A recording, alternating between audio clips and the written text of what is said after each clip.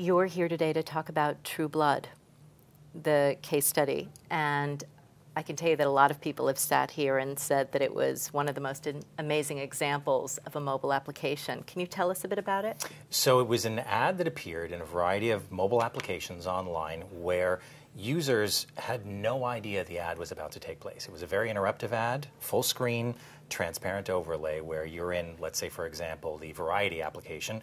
You're going to view an article in the app, you tap on an article and you get a bloody fingerprint on the screen. You tap a few more times, you get more fingerprints until finally the blood starts to pour down, takes over the screen and then brings you into messaging about True Blood. And the results that we saw from that were absolutely spectacular, both in terms of the performance it drove for the brand and the buzz it generated online. How is mobile fitting into publishers' overall sales strategies and their successes? When you think about a sales strategy as something like a pyramid, mobile becomes that top stone where it's a part of every component of how they're selling, but ultimately it makes up one of the multiple media channels that they're selling at any given point in time. That's one way they're successful. The other is looking at mobile not as a device-specific strategy, but as the breadth of all of their inventory, and then ultimately segmenting out the various ad units to come up with a package that combines the very high engagement with a larger and broader reach play to ultimately come to a price point that I think fits very well for the market and is consistently able to deliver a return for the brands that buy.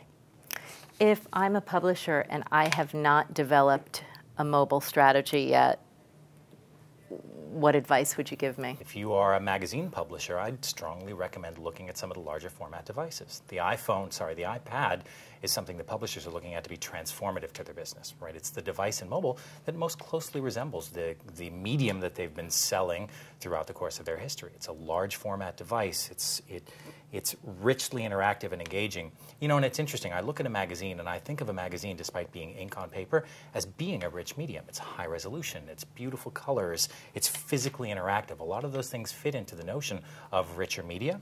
If you're a television property, then it's a matter of not so much thinking about necessarily the branding opportunities to reach you to consumers, but finding what it is about your content that best intersects with the way consumers are consuming, frankly, mobile content today. How does your personal consumption of various mobile devices, you shared with me earlier that you have 5 with you, At least. How does that define and inform your work on behalf of publishers? So our business is really all about making sure that our publishers are equipped to sell to marketers